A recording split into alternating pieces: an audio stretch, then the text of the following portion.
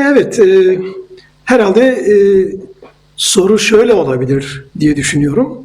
Yani bu Paris'teki anlaşmanın ya da e, mutabakatın e, Halep saldırısı üzerinden dolaylı veya doğrudan bir etkisi var mı yok mu? Sorunuzu böyle anlamak mümkün diye düşünüyorum, değil mi? Duyuyor musunuz beni? Evet hocam. Zaten buradan bir bağlantı kuracak olursak nereden ele alabiliriz diye sormak Evet. istedim.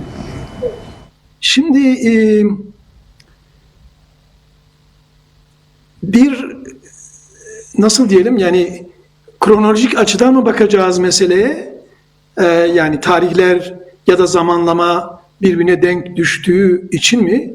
Yoksa gerçekten içerik olarak da hani nedensellik diyebileceğimiz bir bağ var mı yok mu meselesi. Bunun üzerine düşünmek gerekiyor. Bu her iki tarafı da destekleyen, yani bir nedensellik bağı olabileceği düşündüren şeyler vardır. Kanıtlar vardır. Emareler vardır, öyle söyleyeyim. Şimdi şeyin içeriğine bakmak gerekiyor aslında. Yani bu İsrail ile Şam rejimi arasında nasıl bir mutabakata varıldı? Bunun içeriği neydi? Belki bunun analizi bu konuda ipuçları verebilir bize diye düşünüyorum. Evet. Şimdi bu anlaşma önce yani ortak bir mekanizma, bir iletişim mekanizması, hücreden bahsediliyor. Ve bu ortak mekanizma ne yapacak? İşte askeri gerginliği, muhtemel askeri gerginliği azaltacak ya da bunun önüne geçecek bir şey vardır. Diplomatik angajmanı şey yapacak, teşvik edecek ya da geliştirecek, ticari fırsatları değerlendirecek bir mekanizma olması gerekiyor. Ve bu mekanizma içerisinde aynı zamanda bence yeterince belki dikkat edilmediği, üzerinde durulmadığı şöyle bir şey de vardır bunun içinde: istihbarat paylaşımı. İki ülke arasında istihbarat paylaşımı. Buna ek olarak Netanyahu ofisi bu anlaşmayla ilgili yaptığı açıklamada, yani verdiği yazılı demeçte şunu söylüyor. Bir diyor, güney sınırımızda İsrail vatandaşlarının korunması. Yani orada biliyorsunuz güney sınırında daha çok Dürziler var. Sonra diyor işte yani onların güvenliğinin sağlanması. Sonra işte yine ekonomik işbirliğinden bahsediyor ve Dürzilerin güvenliğinin sağlanmasından bahsediyoruz. Yani sadece İsrail'in vatandaşı olan Dürziler değil, aynı zamanda Suriye'de yaşayan, Süveyda ve Suriye'de yaşayan Dürzilerden bahsediyor.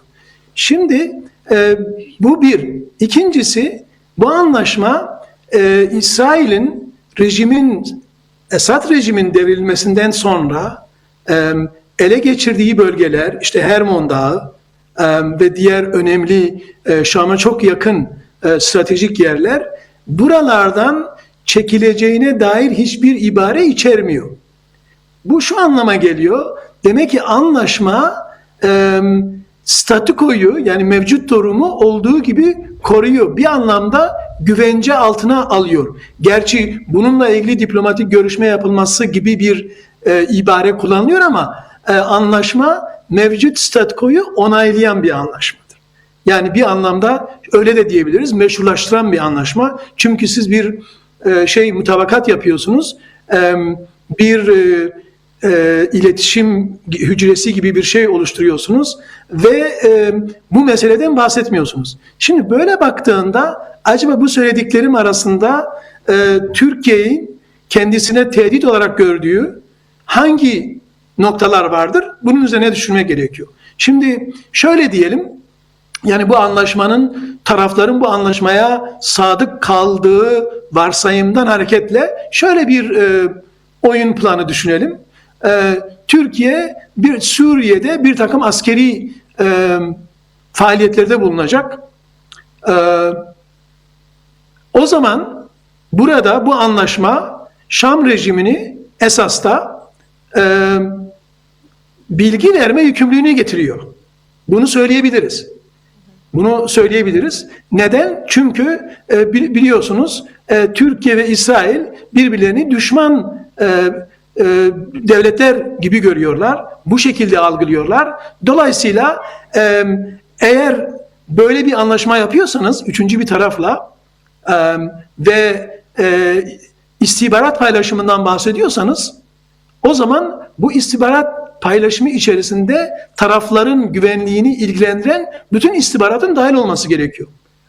Bu bir yorum elbette ama sonuçta işin doğasına uygun bir değerlendirme, bir yorum olduğunu düşünüyorum.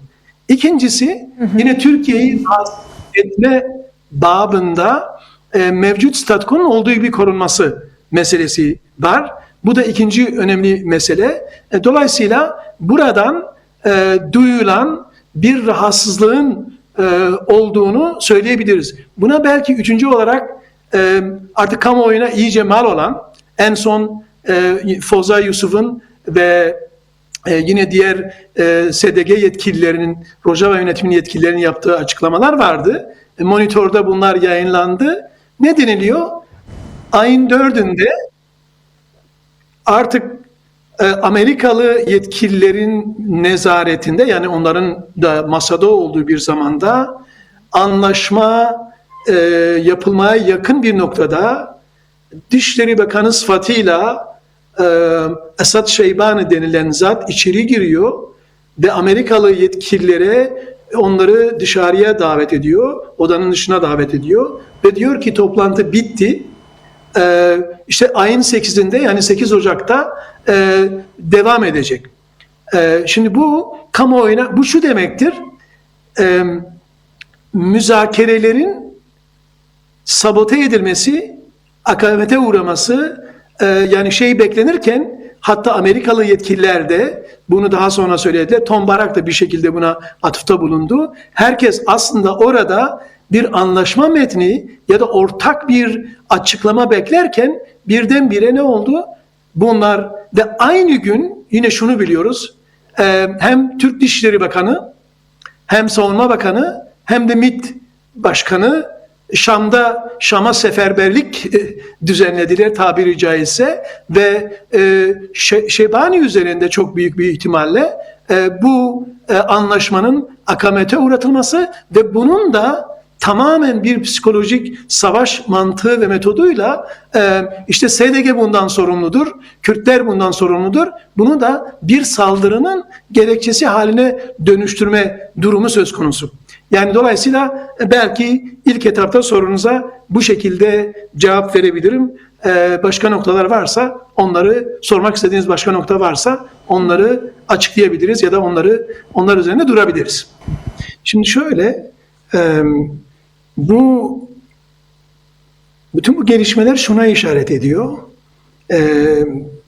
Bu anlaşma ile birlikte, yani böyle bir mekanizmanın kurulması ve az önce bahsettiğim nedenlerden dolayı, mekanizmanın içeriklerinden dolayı, tabii bu gerçekten henüz işin çok başında olan bir şey, onu da söylemek gerekiyor. Yani ortada öyle dört başı mamur bir anlaşma da yok. Fakat bir şey var, bir niyet beyanı var ve bir takım temel konularda bir mutabakat var. Şimdi burada bu açık bir şekilde Suriye'de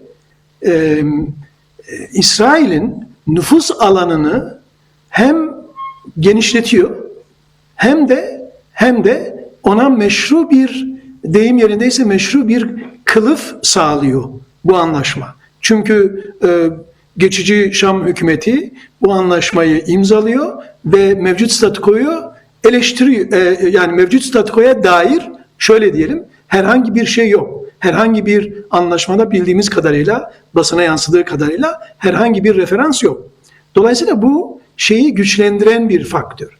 Yani eğer bir yandan Türkiye'nin, diğer yandan İsrail'in iki hegemon güç olarak Suriye'de nüfuz alanları yaratma noktasında bir rekabet ve çatışma içinde olduğu gerçeğini göz önünde bulundurursak, bu anlaşma o şeyi çok avantajlı duruma getiriyor İsrail'i. Belki bundan kaynaklı Türkiye'nin işte yürümekte olan ve iyi yürümekte olan, yani verimli bir şekilde sürdürülmekte olan müzakereleri, SDG ve Şam arasındaki müzakereleri böyle kaba bir şekilde akamete uğratması ve arkasından şimdi Namık Hoca değindi, sadece bir yani hem psikolojik bir savaş yürütüldü, yani bir nefret objesi olarak bir nefret söylemi geliştirdi Kürtlere karşı, hem bir planlama yapıldı, hem de yani sahada bilfiil askeri ve operasyonel destek sağlandı. Yani dolayısıyla bunun bu şekilde bu kadar açık bir şekilde herkesin gözü önünde yapılması o panikten kaynaklanan bir durum olarak görülebilir. Ama zaten şunu biliyoruz. Yani SDG'nin varlığı ya garip olan ve hakikaten üzerinde çok durulması gereken nokta. Bütün bunlar bu anlaşmaları, yani şöyle düşünelim. Bu anlaşmalar, Şam geçici rejiminin yapmış olduğu anlaşmalardan 1/10'ini SDG'nin İsrail'e yaptığını düşünelim. Nasıl bir tablo ortaya çıkacaktı? Ortada böyle bir anlaşma olmamasına rağmen ve bu anlaşmayı bizzat geçici Şam rejimi yapmasına rağmen bunun SDG'ye teşmil edilmesi ve aynı zamanda SDG'nin bir düşman olarak ele alınıp onun gücünün ve tabii ki sivil halka saldırılması gibi bir durum söz konusu. Yani burada ben şunu iddia etmiyorum elbette. Böyle bu anlaşmayı yapanlar aslında Türkiye'nin bu saldırıyı yapmasının önünü açmak istediler. Böyle bir iddiada bulunmuyorum elbette. Ama eğer şeye bakarsak, tarafların, yani hem bu anlaşmanın içeriğine bakarsak, hem ortaya çıkaracağı muhtemel sonuçlara bakarsak ve hem de Türkiye'nin oynadığı rol, bunu nasıl kullandığına, nasıl ele aldığına bakarsak ortaya böyle bir tablo çıkıyor. Rezvan, bu sabah Mezopotamya Ajansı'nda KSD Genel Komutanlık Üyesi Sipan Hemon'un bir söyleşisi yayınlandı. Tam SDG ve Şam ziyaretinde o süreçte bir görüşme gerçekleşiyor. Hani bir anlaşma öngörülüyordu. Ancak işte Şar'a katılmadı, bir başarısızlık sonrasında öngörüldü vesaire. Ancak Sipan Hemon'un bugün önemli bir söylemi vardı. Başka bir devlet yetkilisi toplantıya girdi ve süreci bozdu diye bir söylemi vardı. Bunun Halep'teki saldırılara etkisi neydi? Sizin öngörünüz nedir? Bahsedilen hangi devlet yetkilisi ve hangi devlet acaba? Az önce söylediğinizle ilişkilendirebilir miyiz bunu? Elbet. Yani şimdi bu zaten hani Sipan Hemon'un açıklamasını ben de okudum. Bir televizyona yapmış olduğu açıklamaydı. Kürtçe bir açıklamaydı. Onu dinledim. Yani bir devletin yetkilisi, bu tamamen hani diplomatik bir nezaket gereği ya da şey gereği, nasıl diyeyim, diplomatik bir jest olarak mı söyleyelim, ne diyelim? Bunu söylemiyor. Zaten bunu açıkladı. Dergisi El Monitor bunu açıkladı. Yani bunun kim olduğunu, bunun Türkiye olduğunu, Türkiye Başkanı olduğunu, Dışişleri Bakanı olduğu bu biliniyor.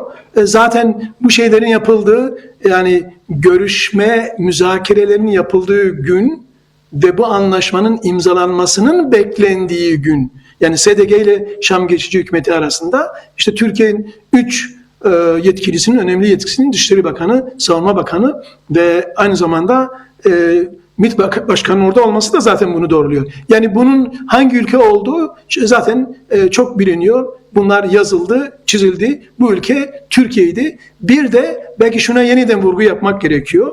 Bu bence bu puzzle'ın içerisinde önemli bir noktaya işaret ediyor. Yani bu gerilimin birdenbire tırmandırılması ve bunun bir saldırı ve tehcir kampanyasına, savaşına doğru evrilmesinde bu çok önemli bir rol oynadı. Çünkü biliyorsunuz artık yeni bir doktrin ortaya atıldığını söyleyebiliriz Ankara tarafından. Savunma Bakanlığı siz yani kısacası şu saldırın biz arkanızdayız doktrini. Bunu böyle amiyane tabiriyle bu şekilde özetleyebiliriz. Neydi o? Şam eğer kendi toprak bütünlüğü adına herhangi bir şey alırsa ne diyor bir tedbir alırsa ya da bir operasyon yaparsa onu destekleriz şeyi vardı. Burada Kürtlerin kastedildiği ve bir teşvik olduğu, bir kışkırtma olduğu çok açık. Bu kışkırtma yapılırken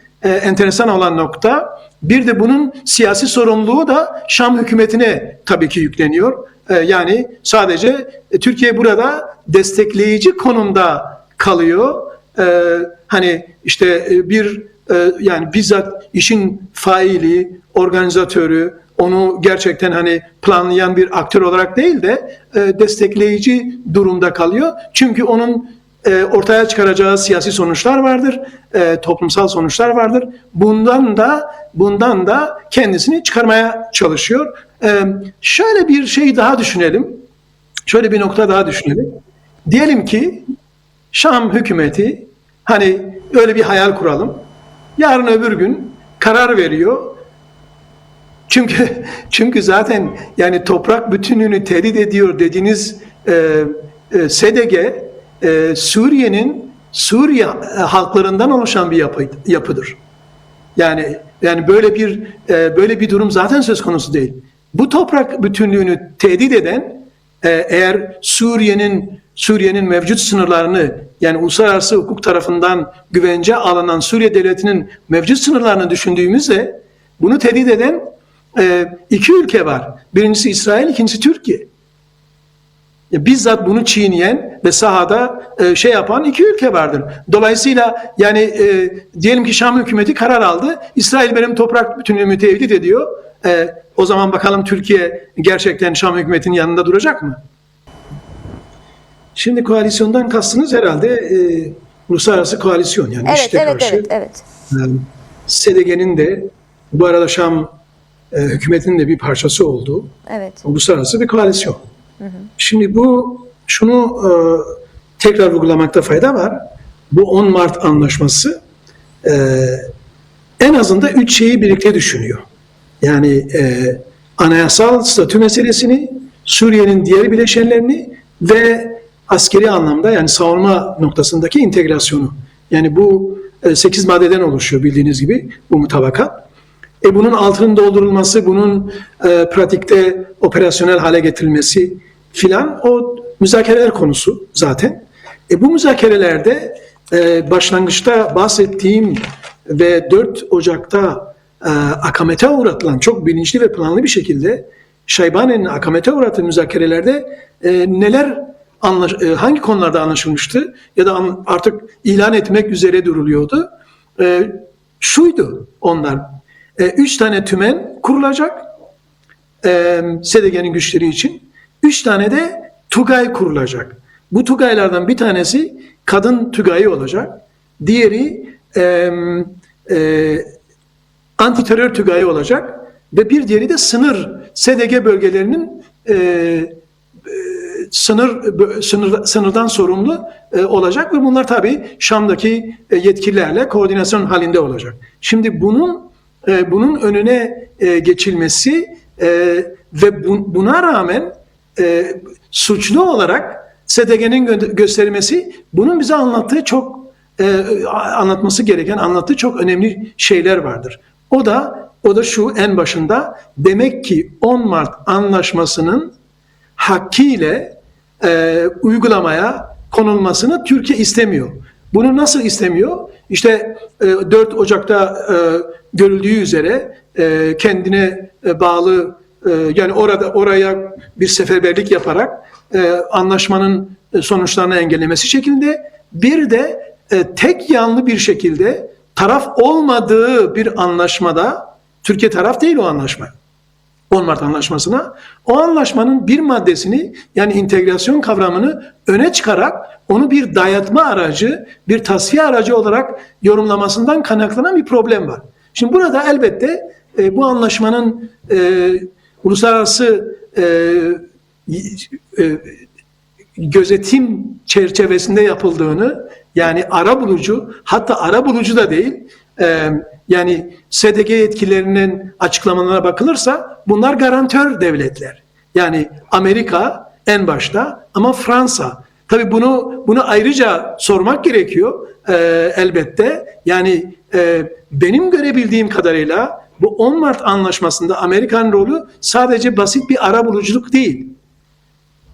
Yani garantör, eğer bu doğruysa, yani SDG yetkililerinin de söylediği bu, o zaman Amerika birebir, yani bunu şöyle de yorumlamak mümkün. Aslında Halep saldırısından sonra Tom Barak'ın yaptığı açıklamada, bunun ilk açıklamada, tabii 2 gün sonra, 3. günde galiba yaptı bu açıklamayı, bunun izlerini de görmek mümkündür. Yani anlaşmayı akamete uğratmak isteyen bir takım uluslararası güçlerden bahsediyordu. Ve aslında bu anlaşmanın şu anda yapılmış olması gerekiyordu, tamamlanmış olması gerekiyor gibi sözlerden bahsediyordu. Bu enteresan bir nokta. Bu şunu gösteriyor.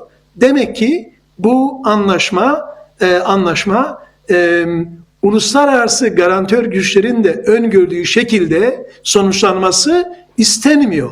Bunun önüne geçiliyor. Şam rejimi ve Şam rejimi içindeki bağlı elemanlar aracılığıyla bu sabote ediliyor. Bu tabii ki hem siyasi olarak hem ahlaki olarak, hadi diyelim ki ahlaki, artık günümüzde uluslararası ilişkilerde gerçi Trump şey diyor, uluslararası hukuk benim yani benim aklım ve moralim ancak sınırlar. Eğer bu akıl ve moral varsa gerçekten, o zaman şunu sormak gerekiyor, talep etmek gerekiyor elbette. Bu anlaşmanın hakkıyla yerine getirilmesi, Suriye'de bütün uluslararası güçlerin istediği işte istikrarın, ekonomik refahın, güvenin ve aynı zamanda nasıl diyelim, iyi bir hükümetin ortaya çıkması için buna engel olan bir güç veya güçler söz konusu. Burada sorumluluk önemli. Bu sorumluluğun talep edilmesi gerekiyor. Tekrar ediyorum, bir basit arabuluculuk değil bildiğim kadarıyla. Bir garantörlük. Bu garantörlük aynı zamanda şu anlama geliyor. Bu anlaşmanın uygulanmasında karşılaşabilecek sorunların veya engellerin birlikte bertaraf edilmesi gibi bir anlamı da vardır garantörlüğün. Yani bedeli... Dolayısıyla bu noktalara bakmak gerekiyor ve 10 Mart mutabakatının bu 3 unsurunu birlikte, yani siyasal sistem meselesi, Suriye'nin diğer bileşenlerinin sisteme katılım meselesi, Kürtlerin anayasal meselesi ve aynı zamanda SDG'nin güçlerinin, askeri güçlerinin sisteme entegre olma meselesini birlikte düşünmek, birlikte yorumlamak gerekiyor. Dolayısıyla belki başka bir noktaya dikkat çekmek gerekiyor. Zannediyorum Namık Hoca bunda kısmen bahsetti. Şimdi şurada büyük bir riyakarlık örneğiyle de karşı karşıyayız aslında.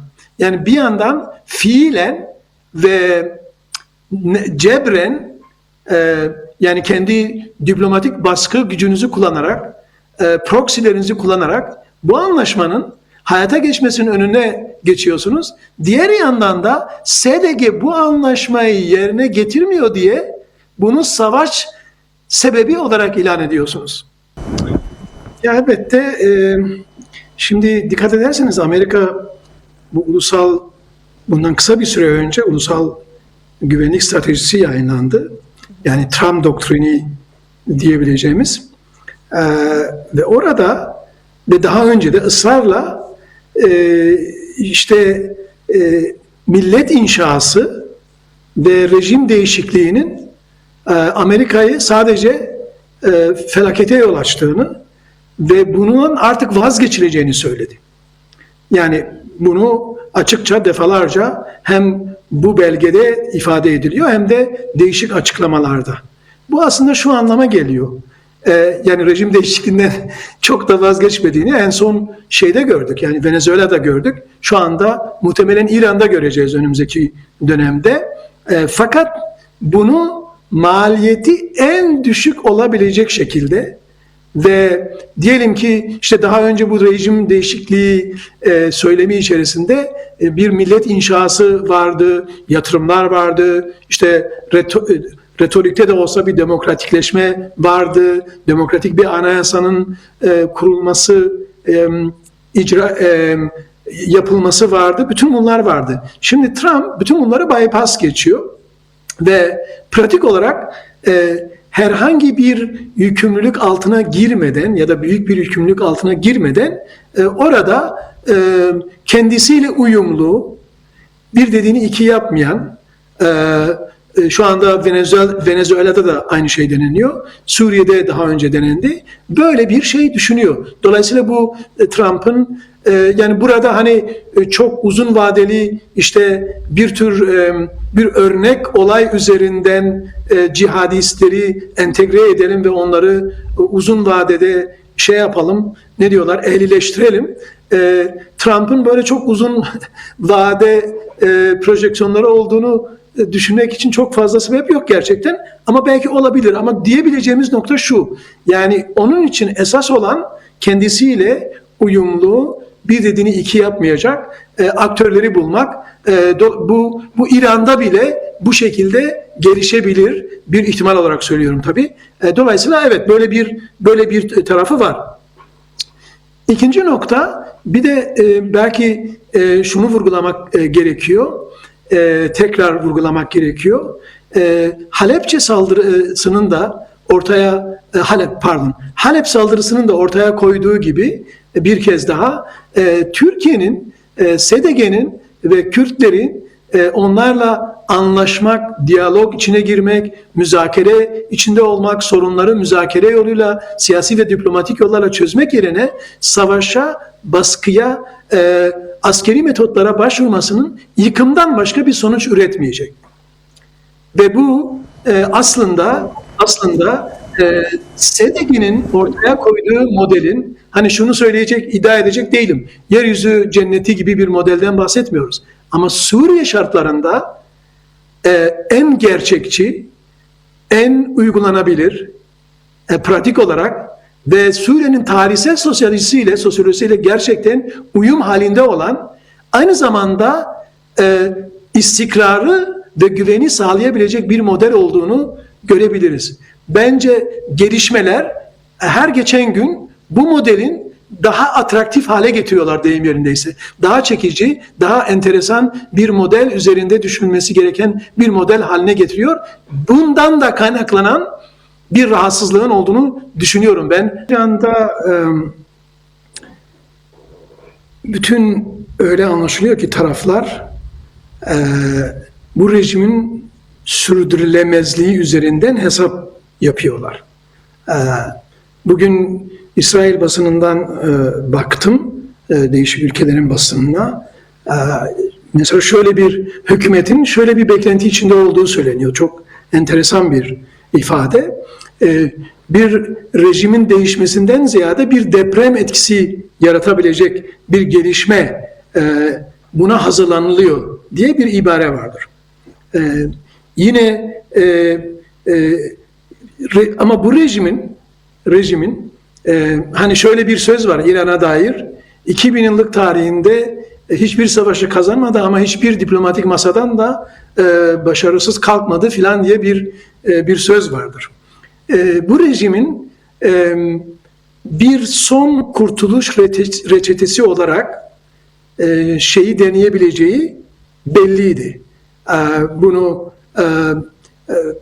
bu şekilde naçizane ben de birçok insanlar böyle düşünüyordu. Yani İran'ın toprak bütünlüğü üzerinde Amerika'nın taleplerini ve rejimin muhtemelen büyük değişiklikler yaratmadan Amerika'nın işte bu silahlanmaya dönük, nükleer programa dönük ve diğer konulardaki taleplerini kabul etme, bu muhtemelen rejim son kurtuluş reçetesi olarak bunu sunacak.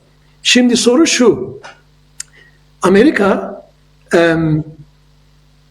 40 yıldır Orta Doğu'da en büyük düşman olarak gördüğü ve İran'ın da Amerika'yı en büyük düşman olarak gördüğü bir noktada İran rejimine son anda böyle bir hayat iksiri, yani zaman kazanma anlamına gelecek ve rejimin ayakta kalmasını sağlayacak bir hayat iksiri verecek mi, vermeyecek mi? Doğrusu siyasete, stratejiye, tarihe dair bildiğimiz her şeyi unutmamız gerekiyor böyle bir şey yapması için. Ama bir Trump figürüyle de karşı karşıya olduğumuzu unutmamak gerekiyor. Bana göre bir rejimin, yani hani şöyle önemli bir tespit var bir siyasal düşünürün, reform kötü bir rejimin en ölümcül anıdır diye. Yani bu rejimin hani reform kabiliyetinin olduğunu, doğrusunu düşünmüyorum. Dolayısıyla ya bu rejim bu şekilde devam edecek ya da gerçekten değişecek diye düşünüyorum. Belki son bir nokta olarak da buradan Kürtler payına, Kürtler için nasıl bir durum, nasıl jeopolitik bir durum ortaya çıkıyor bu şartlarda şu anda devam eden ve korkunç bir şekilde hani katliamlar var. 500'lerden, binlerden bahsediliyor. İnsan hakları hatta 2000 kişiden bahsediyorlar. Katledilen böyle bir süreç var ve bu katliamların bir kısmı da, önemli bir kısmı da hatta Kürdistan'da Kürtlerin yoğun olarak yaşadığı yerlerde yapılıyor. Burada bunun üzerine düşünmek gerekiyor diye düşünüyorum. Yani bütün göstergeler yani bir siyasi ve bir savunma paktının Kürtler açısından hiç zaman kaybetmeden hayata geçirilmesi gerektiğine işaret ediyor. Yani bu sembolik adımlarla ya da işte Kürt kamuoyunu hoş tutacak, gönlünü ferah tutacak adımlarla olacak gibi bir iş değildir. Gelişmeler çok ciddi, sonuçları çok ciddi olacak. Çok istenmeyen sonuçlar ortaya çıkabilir. Çok büyük devinimler olacak. Statüko tamamen alt üst olacak. Yani bu böyle bir sürecin içindeyiz. Bu mutlaka olacak anlamda söylemiyorum. Dolayısıyla buna hazırlanmak, ama her düzeyde hazırlanmak gerekiyor ve bu hazırlanmayı da sembolik adımların dışına çıkarak gerçekten ciddi anlamda ortak bir siyasi stratejik yapının inşa edilmesi gerekiyor. Bunun ismini değişik koymak mümkün ama özü itibariyle böyle bir bu sürece hazırlıklı olmak, onun tehlikelerini bertaraf etmek, onun avantajlarını iyi kullanmak için Kürt tarafının da diğer bütün toplumsal muhalefet grupları ve ulusal azınlıklar veya halklar da olduğu gibi İran'da buna çok iyi hazırlanması gerekiyor. Hatta çok daha iyi hazırlanması gerekiyor. Çünkü biliyorsunuz bir Şah rejimi dönemini hatırlarsak 79'da İslam devrimi bir süre, bir yıllık belki gibi bir süre Kürtler için önemli bir fırsat penceresi ortaya çıkardı. Ama sonuçta Şah devrimi bile aratmayacak şekilde korkunç saldırıların, katliamların, toplu şiddetin uygulandığı bir dönem yaşandı. Molla rejimi tarafından, şu andaki rejim tarafından. Dolayısıyla buna her açıdan hazırlıklı olunması gerekiyor. Risklerini bertaraf edecek, fırsatlarını kalıcı kazanımlara dönüştürecek bir yaklaşım içinde olunması gerektiğini düşünüyorum doğrusu.